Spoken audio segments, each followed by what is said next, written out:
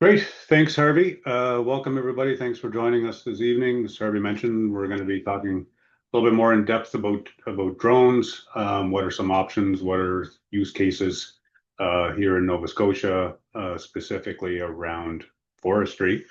Um, Before we do that, I did want to, sorry, here we go. I did want to talk about where we are in the series. So, mentioned five-part series. We talked about QGIS last month. Tonight, we're talking about an introduction to drones. Next, taking a break over December, and then in January, coming back with Microsoft Power Query and Power BI. That may not mean too much to you, but as I mentioned before, I'd really encourage you to try and make that one. If you use Excel, we're going to be covering some really great tools for data wrangling, data visualization, some interesting stuff there. I'm really excited about that one.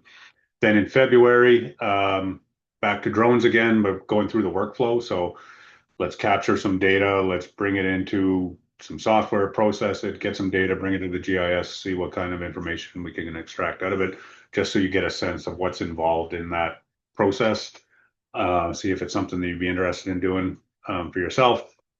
And then finally in March, kind of rounding things up with satellite data. So what's out there, what's available, what's free, what can I buy, what can I do with it, all of those types of things. So all of that's coming up, but this evening, um, drones, a deeper dive. So some of the things that I wanted to cover around this question. So regulations, lots of questions around that. Seems really complicated, but when you boil it down, it's really not too bad at all. So we'll talk about that, then get into the specifics of different options. And to do that, I kind of broken things down into categories. So it's based on size, but size is related to functionality. So we'll talk about three or four different categories there, what some options are, why you would want to do each one of those. Related to that, but a separate subject, is around sensors. So the sensor, the type of sensor that you have on the drone determines the type of data that you can capture and what you can do with it. So we'll talk about what options are there. Then once we've got the data, we need to process it if we're going to extracting stuff. So we'll talk about different software options, wide variety there. Why, but is it worth investing in some software, or am I comfortable going with the free stuff? We'll talk about accuracy. It's not critical in forestry, but there are some situations where you need to think about it. And then we'll kind of wrap all that up with my own personal recommendations. Going to go on a limb and throw them out there. But what are the typical use cases in forestry for drones here in Nova Scotia, and what would I recommend based on those use cases? So that's the plan. I think it'll be a relatively short evening, but we'll cover those topics and then kind of cover some questions and see where we're at that point. Okay, so regulations. So drones are considered an aircraft, which means that the regulations, it's covered by Transport Canada, which naturally means it's going to be complicated. But it's once you get down to the crux of it, it's really not that bad. As if you're not flying really large drones or doing really dangerous, complicated things. It's actually quite sensible. So the biggest thing to remember is this 250 gram mark. So if you're talking about these microdome drones that are under 250 grams, you're not required to register it. You're not required to have any kind of certificate. You're just required to not be an idiot, essentially.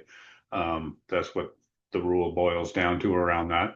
When you get above 250 grams up to 25 kilograms, then you're into drones that actually are regulated. So you're going to need some certifications. You're going to need to register the drone, and there's some things that you need to do there. Some other main things to think about: maximum altitude you can fly these drones at is 400 feet. For forestry, that's plenty high. You don't really need to be flying any higher than that. You must always be able to see it. So visual line of sight, you have to be able to see your drone. Does that always happen? I'm not sure, but let's say it is.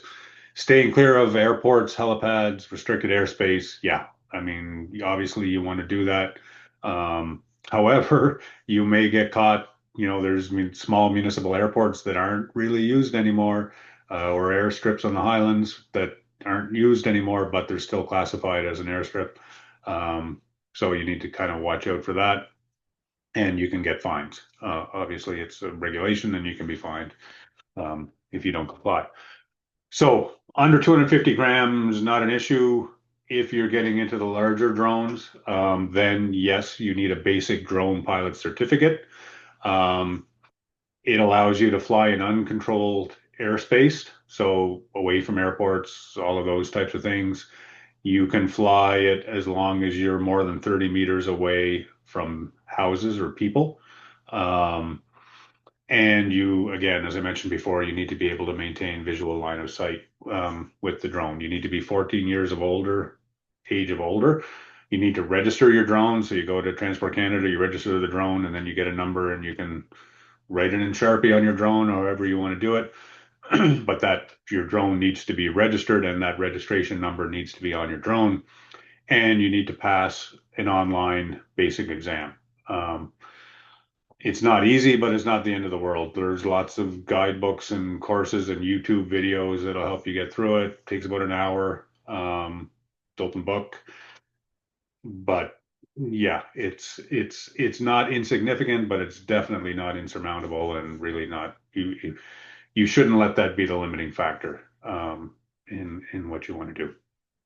Okay, so those are the basic rules.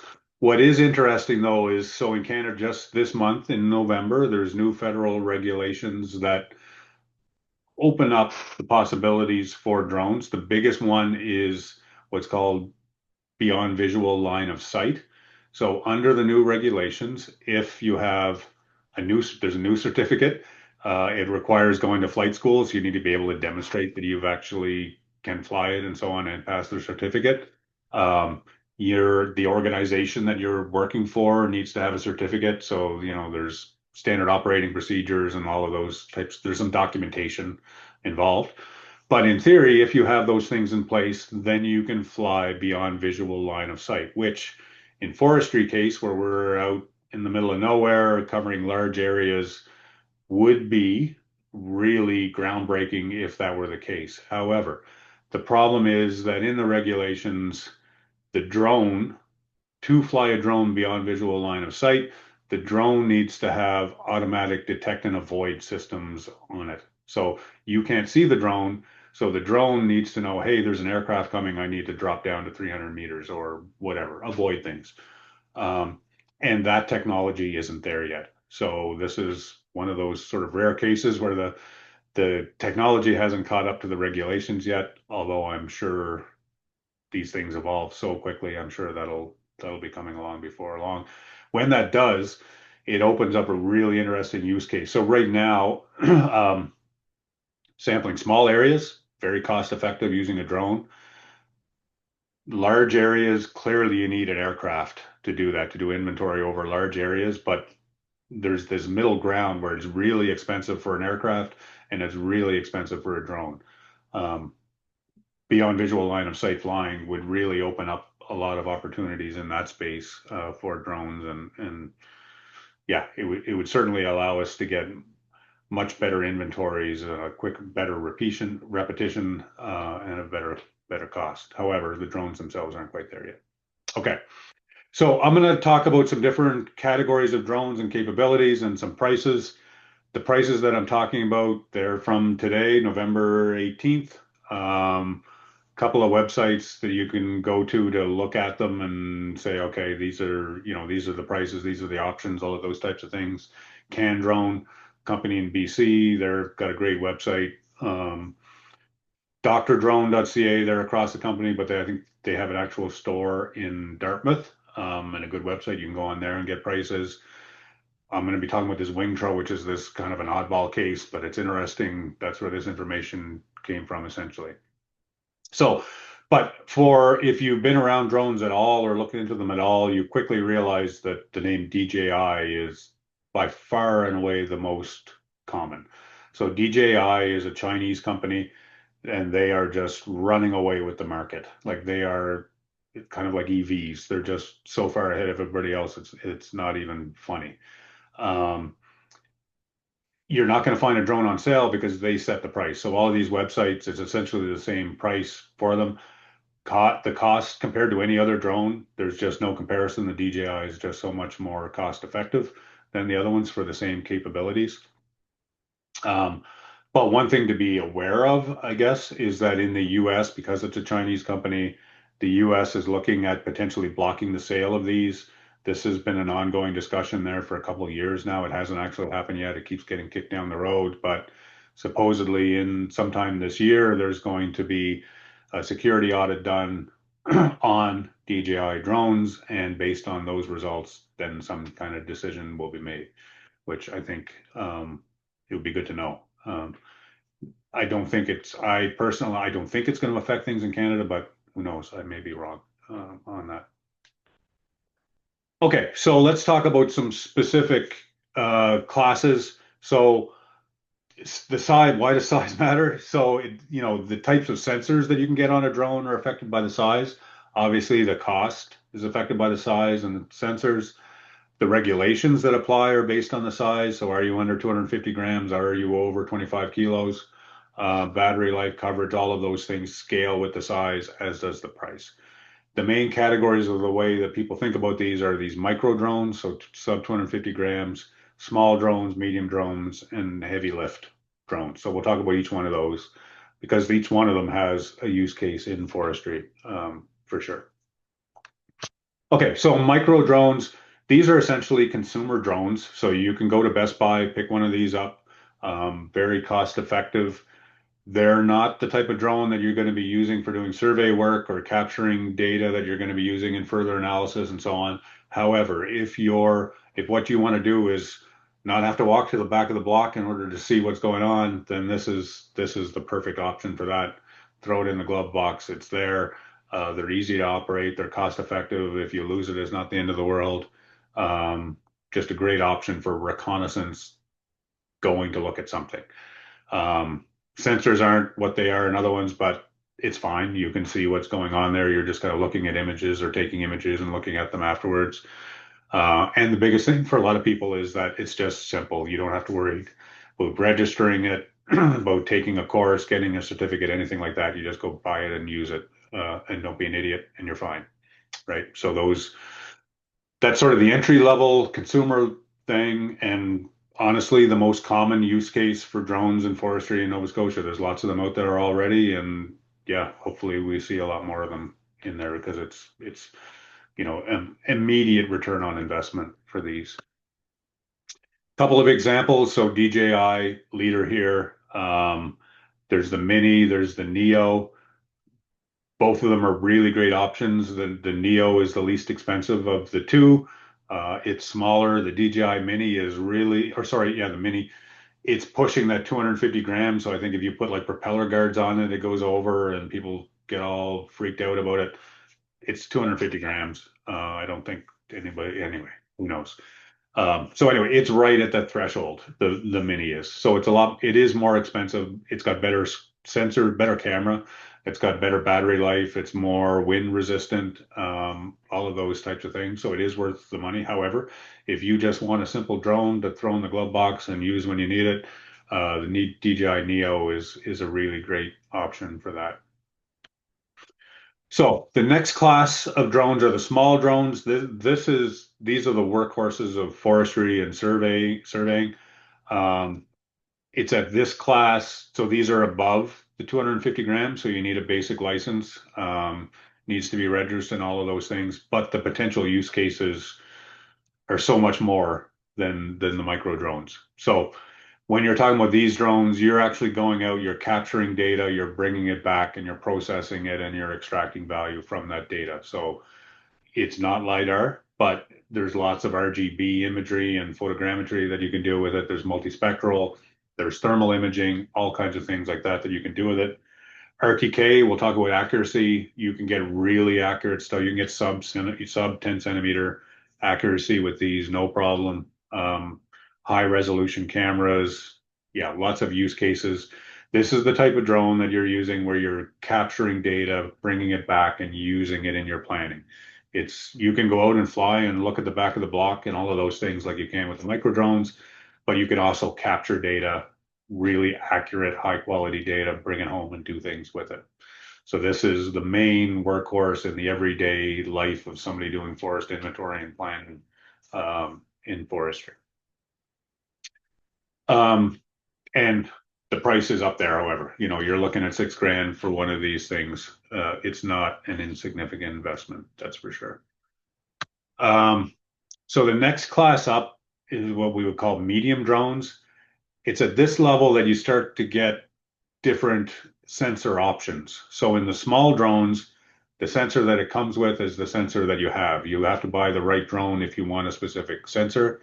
You can't change it afterwards. When you get into these medium-sized drones, which are more expensive, but you have the option to swap out sensors. So I could buy a LiDAR sensor and put it on it, and then later an RGB sensor or multispectral, like I have multiple set sensors for the same drone. Um, Typically, the battery life is a lot better. So with a small drone, you might be looking at 35 minutes of capture before you need to fly it back, change the battery, and send it out again, versus 45, 50 minutes with a medium drone. So you're covering more ground with it. You same types of things that you can do with the small drone, but now you're also looking at LiDAR. So you can put a LiDAR sensor on these, capture LiDAR data, process it, lead to enhanced forest inventory and all of those types of things with it. This is the type of drone. This is more of the use case where this is your business. So I'm in the business of doing forest inventory. This is the drone that I'm going to invest in and use. I use this thing every good day that I can fly kind of situation, right? It's not this isn't typically a casual use type of situation. This is your business if you're looking at these types of drones. So some examples, again, DJI, far and away the leader there. The most common in this space in forestry is the DJI Matrice 400, used to be the DJI Matrice 300 and 350, I think. The 400 is the newest version of that. It's going to run you about $14,000 without the sensor. So that's the drone itself and some batteries and a case. If you want to add a sensor to it, then it's going to be more money on top of that. For reference, a LiDAR sensor, so an entry level, what's called the L2 is sort of the most common LiDAR sensor that's used there. It's going to be about $18,000. It comes with a camera, so you can use it for both LiDAR and photogrammetry and image capture, or you can buy just an RGB camera for your Matrice for about $5,000. The other drone is that I have as just an example here, and I have no experience with this. I just find it kind of interesting and a compelling use case. So the Wingtra, it's not a DJI. Um, um, it's what's called a vertical takeoff and landing (VTOL) drone. So takes off vertically, lands vertically, but once it's in the air, it flies horizontally like a plane. So airspeed is much greater. Battery, it can go much further on the same battery. Um, you can cover a lot more ground in the same air in the same time and distance than you can with a copter type four quad or a quadcopter type of drone. So interesting use case there. You can add for the wing truss specifically, you can add a LiDAR sensor or a camera. I didn't get the prices on those. Presumably, it's probably because they're not DJI sensors, they're probably more expensive than the ones we have there, but let's call it ballparkish for that type of drone. So again, these are the types of drones where this is a major part of your business. This is an everyday use case forestry type drones, right? But much more efficient, much more options in terms of what data you're capturing and what you can do with it. The last sort of class that we'll talk about in the forestry context is heavy lift or agricultural drones, sometimes called there, because these are used in agriculture quite a bit for spraying and seeding, fertilizing, all kinds of things like that. Really interesting use case here. So these ones are going to put you over the 25 kilograms. So you're into a whole other class of certification and licensing and all of those types of things. But the use case in forestry, this is happening already, and it makes a lot of sense when you're thinking about herbicide and spray. Very targeted, low cost on a small scale can be low cost relative to other options, and very targeted, effective operations. So in agriculture, is used all the time. Typically, an area may be flown with another, like a multispectral drone. They'll identify which areas need fertilizer or which need pesticide or whatever. That gets mapped with one drone flight, and then an agricultural drone comes behind it and will actually spot spray or spot apply very accurately with that. So where I don't think there's anybody using these in Nova Scotia that I'm aware of, at least, but it's probably something that's coming. The price, I was kind of surprised. 43 for an entry level. Obviously, this is entry level. You can go anywhere up from there, but for an entry level option, it's pretty cost effective when you consider what the capabilities are. If this is your business and this is what you do from there. Okay, so those are general categories of drones, and I think you get a sense of what the costs are and capabilities of the drones themselves. We've alluded, or I've alluded quite a bit to the different sensors. I wanted to just kind of pause and look at that, look at drone options from the perspective of sensors or what data it is that you're capturing there and what's possible. So RGB, just a camera, is the most common workhorse used in just about any type of drone. You can have the option to do camera work with it. But there's lots of potential. So you can do survey work with it, orthomosaics. You can do 3D modeling with it, canopy heights, or digital surface model heights with it, all kinds of things. Don't think of RGB as old technology.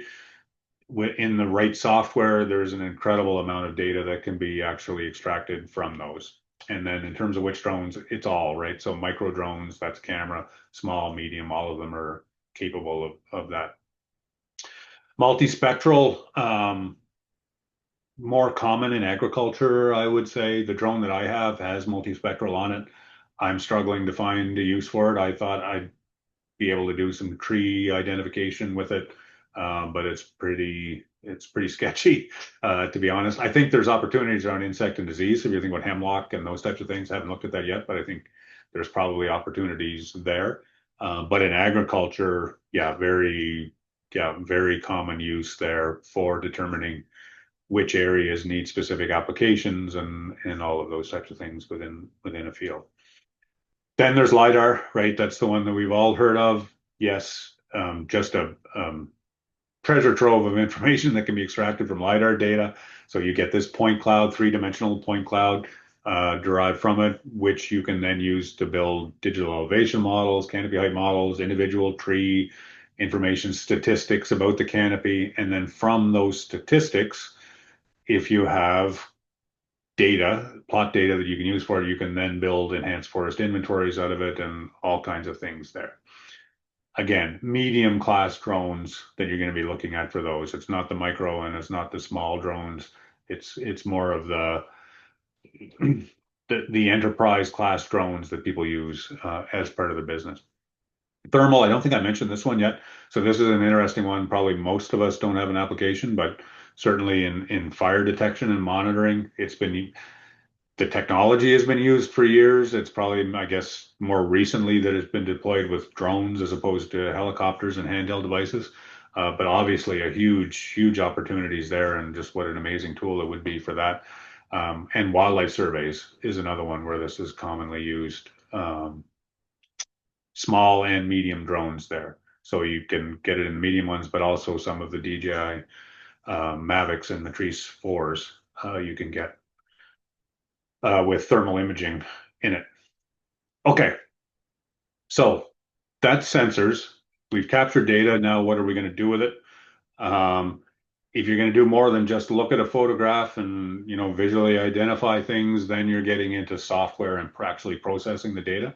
So even in the simplest use case where you want to generate an orthomosaic, you've flown the area, you've got hundreds of photographs, all of those need to be stitched together into one mosaic that's that's georeferenced, so you know where it is. You can bring in a ArcGIS, QGIS, whatever. That takes software to do that. And as we talked about last week, if you thought Arc Pro was expensive, well, you see this. Because it is very complicated. It's doing some really amazing computationally crazy stuff, right? Like this is intense. You're going to need, if you're doing this type of work, you need a series, it's not on your old laptop. You need a series computer. You need NVIDIA cards. Yeah, this is getting into a little bit more complicated space. However, the data that you can generate from it is really amazing. So orthomosaics, stitching those together, creating three-dimensional models through either with LiDAR or through photogrammetry. Um, from those 3D models, then you can produce digital surface models, digital elevation models, all kinds of things in there. So the software, it runs the gamut from free to incredibly expensive. The free stuff works. There's nothing wrong with it. I think in my experience, it can often be a little glitchy sometimes, and yeah, just a steeper learning curve, I guess, right? It's not as smooth and polished as some of the actual commercial software, but some options there. So this is the list that you see here is by no means exhaustive. These are just some ones that I have experience with. WebODM, I think, is an open source option. So it's always going to be free. It works. It's great. Lots of people love it. It does have a steep learning curve. It is, I find, complicated to use. Um, reality capture is interesting. So reality capture is actually software that's used in the gaming industry. It's like this 3D modeling type thing, drones and that type of, that's not why it was built, but you can use it in this application. And interestingly, if you're a business that makes less than $1 million, it's free. So it's actually a really good option. It's polished, well done commercial software that happens to be free if you're not, a huge game developer. So that's a really good option. When you get into the paid stuff, there's all kinds of options there. Probably at the most entry level one is DJI Terra. So this is software that DJI itself produces. It's really well integrated with their products. So if you have a DJI drone and you're using DJI Terra, the workflow is really simple, easy to use. Typically, you're not going to have any problems, or I haven't run into any problems using it. For me, where I use it fairly often, it's worth the investment to do that. Then you can get into even more expensive stuff. So Pix 4D, very common in agriculture. There's just insane things that you can do with AI in it, in auto detection and all kinds of stuff. It's pretty incredible. But for $5,000 a year, yeah, it needs to be pretty incredible. And we'll see some of this stuff. So in February, when we go through the workflow, we'll have a closer look at some of this stuff so you get a sense of what's actually involved there. Okay, so let's talk about accuracy. So in forestry, it's really not that big of a deal. So the out of the box accuracy that you're going to get most of these drones is more than enough for most of the things that we do in forestry. If you're producing a map of here's where the wet areas are and here's where the operating area is and those types of things, plenty accurate, nothing to worry about there. If you're getting into more things where it's more required, so I need to know that that machine is exactly 20 meters from the stream or those types of things, then you need to start thinking about adding some pieces to your workflow that add accuracy to that. Um, so you can, in surveying, especially ground control points are important because you need to be able to demonstrate exactly how accurate you are. They can also be used through the software to increase the accuracy of the actual products that you're producing. The more common approach in forestry is either RTK or PTK, so real-time kinematics, post-processing kinematics. Essentially, it's a way of adding accuracy to the GPS that's in the drone, either real-time or afterwards. Um, and yeah, so for most applications, as I said, not terribly important. But if so, in my case, I want to be able to come back and measure the same, know I'm measuring the same tree a couple times, then yeah, I need it to be very accurate. But for most cases, it's really not an issue. Spraying, if we go down that road in the future, then it's something I think we need to think more about. I did want to talk though about because in Nova Scotia it's actually fairly simple to get accurate, and I don't know why we've got this network of base stations, but we do, and it's kind of an invaluable resource in a way I wasn't even aware of till I got involved in this. So RTK, real-time kinematics, that's the situation where you've got an actual base station with you. You turn it on, it has a really accurate GPS in it, and it sends a signal to the drone. so that the positioning of the drone is actually corrected real time based on that. So when you download it, all the data is already corrected.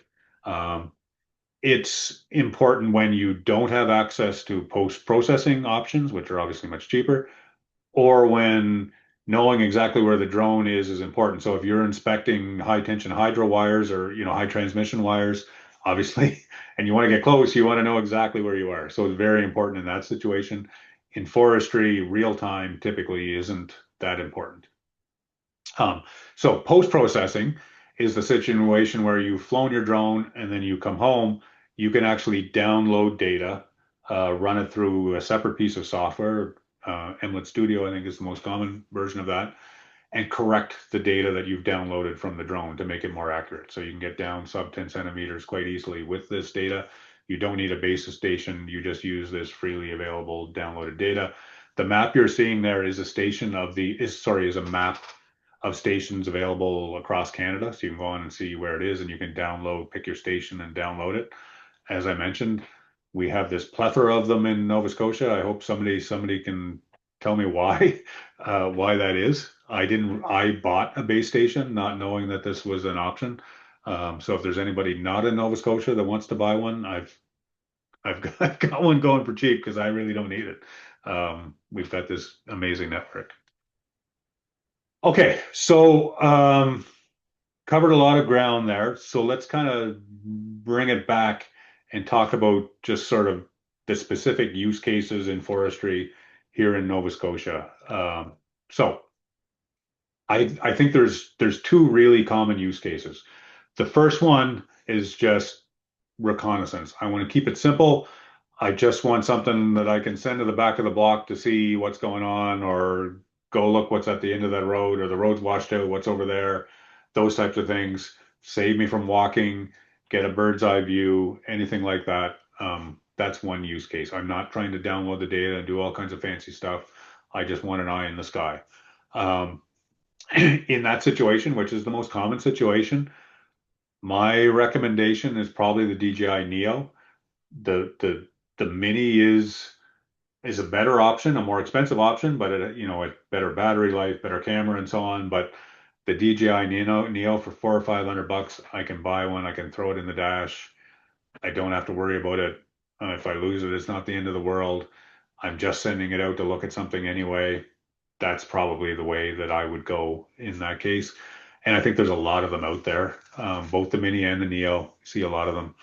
The Mini, technically, you can, and I think some people you can use it to capture multiple images and stitch them together and create an orthomosaic and all of those things, but it's really complicated. It's a very complicated workflow to do that. I haven't done it. I know people do it, but it's not easy unless you're pretty technically proficient to do that. Okay, so that's the first use case, the most common use case. And honestly, if you're in the field every day looking at operations or looking at anything, I would, if you don't have one of these in your glove box already, you need to get one. The second use case is more complex. So in this case, hey, I need better operational planning. I need more information about where I'm going to be harvesting, or about these cut blocks, or this area, or this potential wildlife area, all of those types of things. I want to capture data. I want to analyze it. I want to feed that data into my GIS system or feed it into my workflow in some way. Then you're looking at the next scale up. So it's not going to be a micro drone. You need to look at what's classified as the small drones. It's kicking you up. The price is obviously going up there. But the most common, far and away, drone used in forestry for that use case used to be the DJI Mavic 3, or Mavic 3E as an enterprise, which now the replacement to that just of this year is the Matrice 4. So it's essentially the same drone. It's upgraded from the 3E, but it's the same kind of use case class type of drone. That is the most common. It now comes with RTK already. So to do that post-processing, to add that accuracy to it, you do need RTK, a special module on the drone. This comes with it. Pretty simple workflow. You can get some software, process the imagery, as you'll see in a couple months. It's really not that complicated. this is definitely the option where I would go there. So you can do, your orthomosaics, your mapping, you can calculate digital surface models, you can look at tree heights, all of those types of things with this drone without going down the LiDAR road. So that's the next question, or thing to think about, or I guess, yeah, like why? So Carrie, you're talking about drones and you're not recommending LiDAR. What's up? Why is that? Don't I need LiDAR? My personal honest opinion is pretty unlikely that you do. I don't, if you're not in the business of doing forest inventory every day, um, you probably don't need LiDAR and it's not going to benefit you. Why do I say that? Well, um, RGB, so a regular camera with photogrammetry, you can get a digital surface model, so you can find out what are the heights of the trees, all of those types of things from that you can do that with LiDAR. You cannot, with LiDAR, you can get a digital elevation model. So what is the actual surface? Because you can see through the trees, and get that information. You can't do that with RGB. However, we already have a digital elevation model in Nova Scotia, a really accurate one. If we're in forestry, it's not like it's changing all the time. This isn't construction. We've got that base layer already. I don't need to recreate that with my LiDAR drone. If you want to get into enhanced forest inventory, yes, you need LiDAR. However, LiDAR is just the beginning of what you need, right? You need hundreds of very accurate plots. You need all kinds of computational power. You need modeling. You need data workflows, all kinds of things. The capturing the LiDAR data is probably the simplest part, and maybe even the least cost part of getting to an enhanced forest inventory. So if that's not what you're doing, you're not doing it every day, then having the LiDAR probably isn't really going to be benefiting you in that case. It's super valuable. We need more people with them, and we need to be capturing that data. But if I'm talking to you as a regular forestry professional working in operations or forest management and those types of things, then if it's not your day-to-day business, yeah, you probably don't need that. Okay, that's my opinion. Okay, so that's essentially it. I think we're going to leave it there. And now we are going to hand it over for questions. Thank you, everyone. Let's see if I can stop this. Give me 1 second.